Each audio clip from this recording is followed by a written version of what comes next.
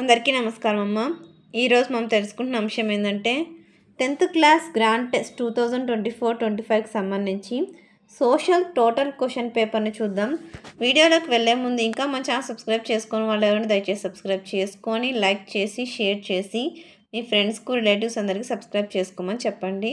నా ఛానల్ని సబ్స్క్రైబ్ చేసుకొని ప్రత్యక్షంగా పరోక్షంగా సపోర్ట్ చేస్తున్న వాళ్ళందరికీ పేరు పేరున ప్రత్యేకమైన హృదయపూర్వక ధన్యవాదాలు. ఇంకా ఆలస్యం చేయకుండా వీడియోలోకి వెళ్ళిపోదాం. ఎగ్జామ్ వచ్చేసి 100 మార్కులకు, సమయం వచ్చేసి 3 గంటల 15 నిమిషాలు. ఫస్ట్ మీరు ఇక్కడ సూచనలు ఇన్స్ట్రక్షన్స్ ఇచ్చింటారమ్మా. మీరు ఇన్స్ట్రక్షన్స్ చదువుకోవడానికి మనకు 15 నిమిషాలు సమయం ఇస్తారు. అర్థమవుతుందా? ఫస్ట్ మీరు ఇన్స్ట్రక్షన్స్ అన్నీ చదువుకున్న తర్వాతే ఎగ్జామ్ రాయడానికి తయారు కావాలి. అర్థమవుతుందా? ఇన్స్ట్రక్షన్స్ మీరు చదువుకోకుండా వెళ్తే కొంచెం ఇబ్బంది పడతారు నాన్న. అందుకోసం ఇన్స్ట్రక్షన్స్ చదివిన తర్వాతే మీరు ఎగ్జామ్లోకి రాయడానికి మొదలు పెట్టండి. ఇక్కడ సెక్షన్ 1 మొదలవుతుందా? సెక్షన్ 1 మొదలైనప్పుడు సెక్షన్ 1లో వచ్చేసి 1 మార్క్ క్వశ్చన్స్ ఉంటాయి. 1 మార్క్ క్వశ్చన్స్ వచ్చి 12 ఇస్తారు. 12 × 1 = 12 మార్కులు. అంటే 12 ప్రశ్నలకు ఒక్కొక్క దానికి ఒక్కొక్క మార్క్, మొత్తం 12. ఇక్కడ లోహాలు పునశ్చక్రియం, శిలాజ ఇంధనం, ఏ నేల ప్రతి సాగుకు అనుకూలమైనది, వ్యవసాయ ఆధారిత పరిశ్రమలకు చెందిన దానిని గుర్తించండి. తర్వాత మాజిని స్థాపించిన రహస్య సంఘం, UNDPని విస్తరించండి. తర్వాత మొదటి ప్రపంచ యుద్ధం ప్రారంభమైన సంవత్సరం, సమైక్యవాదం అనగానేమి, నగరపాలక సంస్థ సమావేశాలకు ఎవరు అధ్యక్షత వహిస్తారు. 9 బహుళ పార్టీ వ్యవస్థను నిర్వచించండి. ఒక్క దేశం కన్నా ఎక్కువ దేశాలతో ఉత్పత్తిని చేపట్టి లేదా నియంత్రించే సంస్థలను డాష్ అంటారు. 11 బార్ గ్రాఫ్పై చూపండి. చైనా బొమ్మలు 70%, ఇతర బొమ్మలు 30%.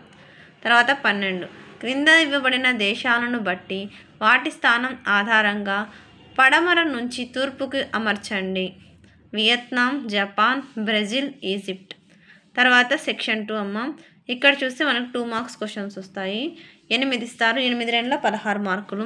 క్వశ్చన్ నెంబర్ 13 నుంచి మీకు 2 మార్క్స్ క్వశ్చన్స్ మొదలవుతాయి. ఖనిజ ఆధారిత పరిశ్రమలను నిర్వచించండి. ఒక ఉదాహరణను ఇవ్వండి. తర్వాత జాగ్రత్తగా స్క్రీన్ షాట్ తీసుకోండి అమ్మా. ఒకవేళ అక్షరాలు కన్నా క్లియర్గా కనిపించకపోతే నెట్ క్వాలిటీ పెంచుకొని స్క్రీన్ షాట్ తీసుకోండి. అర్థమవుతుందనా? ఇచ్చిన భారతదేశ పటాన్ని పరిశీలించి క్రింద ప్రశ్నలకు సమాధానాలను రాయండి.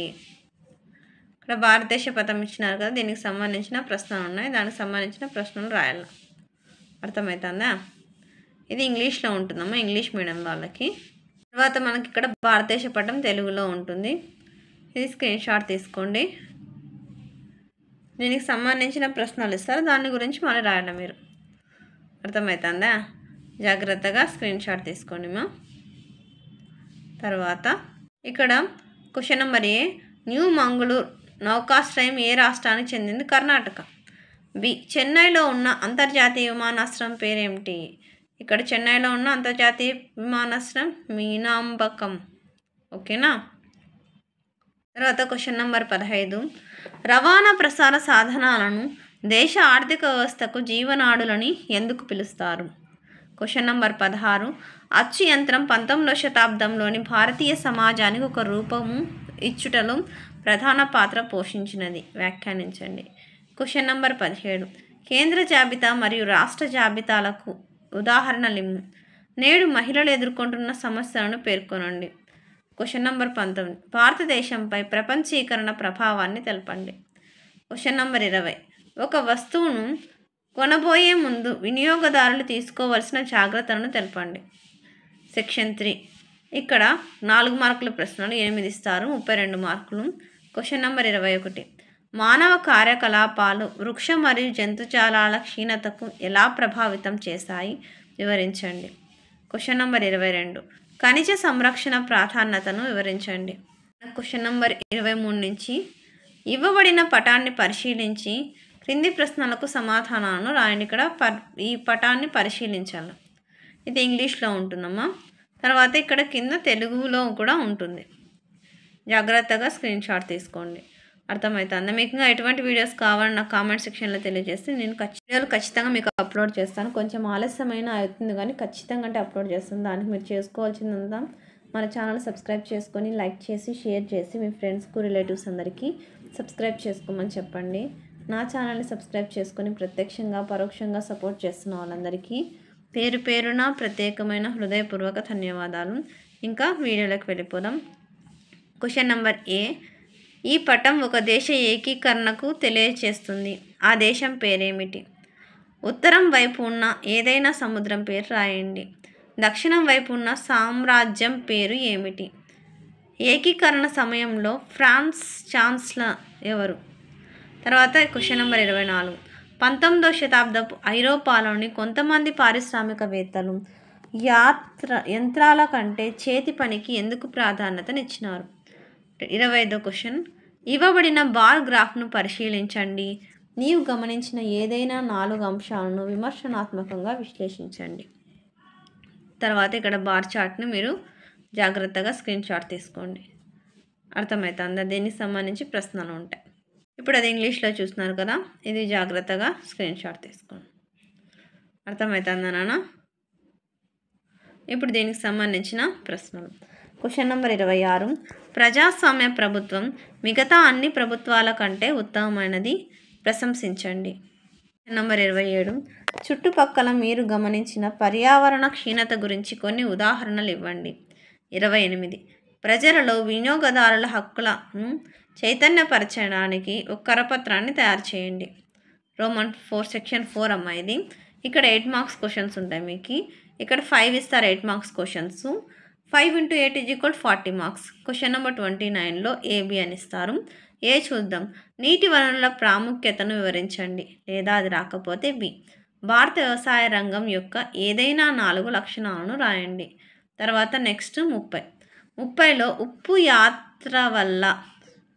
ఉప్పు యాత్ర వలసవాదాన్ని ప్రతిఘటించడానికి ప్రభావవంతమైన సంకేతం వ్యాఖ్యానించండి, లేదా అది రాకపోతే బి ఏంది. ముద్రణ యొక్క అభివృద్ధి భిన్నాభిప్రాయాల పెరుగుదలకు దారితీస్తుందని కొందరు భయపడ్డారు, వ్యాఖ్యానించండి. Question number 31. ఈ బార్ గ్రాఫ్ను పట్టిక రూపంలోనికి మార్చండి. నీవు పరిశీలించిన అంశాలను వ్యాఖ్యానించండి. జాగ్రత్తగా స్క్రీన్ షాట్ తీసుకున్నాను. ఎక్కడికక్కడ స్క్రీన్ షాట్ తీసుకోండి.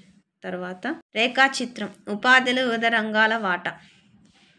జాగ్రత్తగా స్క్రీన్ షాట్ తీసుకున్నాను. ఎక్కడికక్కడ స్క్రీన్ షాట్ తీసుకోండి.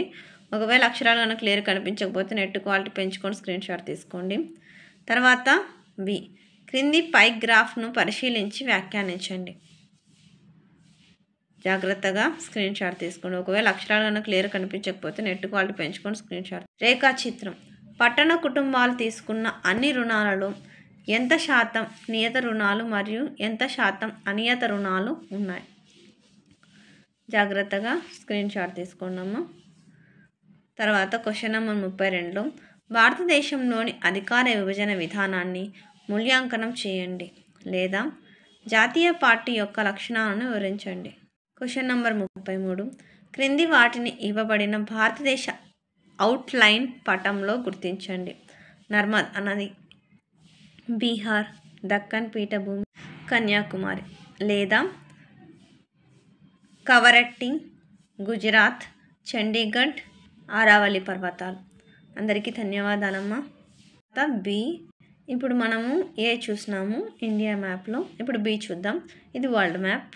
ఇచ్చిన ప్రపంచ అవుట్లైన్ మ్యాప్లో క్రింద వాటిని గుర్తించండి. చైనా, ఫ్రాన్స్, మధ్యధరా సముద్రం, వెనిజులా, లేదా అది కాకపోతే బెల్జియం, రష్యా, ఈజిప్టు, మెక్సికో. అందరికీ ధన్యవాదాలమ్మా. ఇంకా మా ఛానల్ సబ్స్క్రైబ్ చేసుకొని వాళ్ళు ఎవరైనా ఉంటే దయచేసి సబ్స్క్రైబ్ చేసుకొని లైక్ చేసి షేర్ చేసి మీ ఫ్రెండ్స్కు రిలేటివ్స్ అందరికీ సబ్స్క్రైబ్ చేసుకోమని చెప్పండి. నా ఛానల్ని సబ్స్క్రైబ్ చేసుకొని ప్రత్యక్షంగా పరోక్షంగా సపోర్ట్ చేస్తున్న వాళ్ళందరికీ పేరు పేరున ప్రత్యేకమైన హృదయపూర్వక ధన్యవాదాలు. అందరికీ ధన్యవాదాలు. దయచేసి వీడియోని మాత్రం స్కిప్ చేయొద్దు. అందరికీ ధన్యవాదములు.